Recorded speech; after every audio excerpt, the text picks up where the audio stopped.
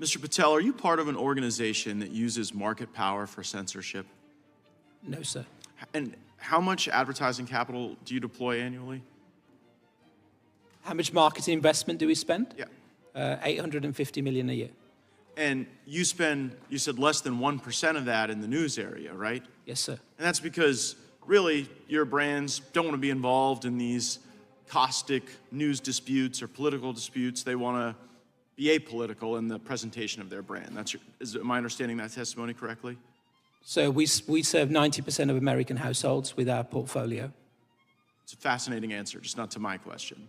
Is the reason you de-emphasize news because you want to be apolitical?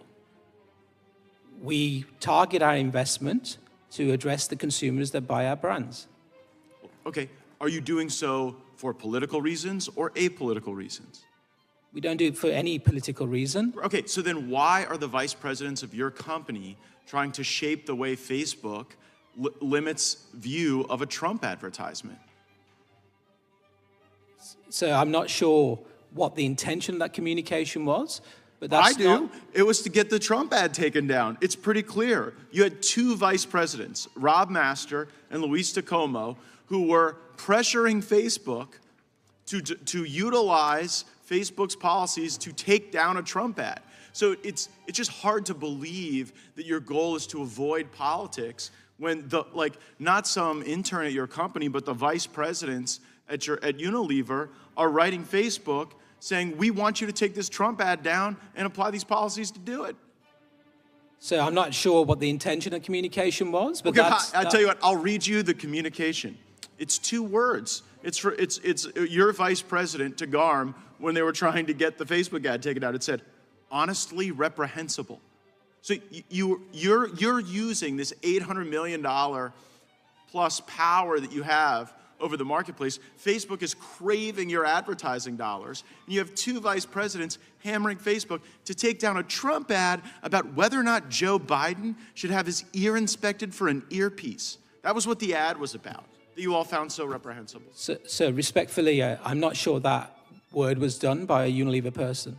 You're okay. So Mr. DeComo didn't work for Unilever? He sits on the. If I did my homework right, I think that came from the GARM, Rob. Oh, Rob Rankowitz. Yes. But you are member entities to GARM. You pay GARM. You guys are GARM. I mean, as Mr. Juhl said, you guys you have to have tools in order to help you place your ads. So you go fund GARM, and then here your vice presidents are commiserating with GARM over the fact that Facebook won't remove this. I guess, Mr. Shapiro, when we look at these big advertising platforms and they're hearing the people with the advertising dollars hammer them with this ideological tilt, what does that do to the marketplace for ideas?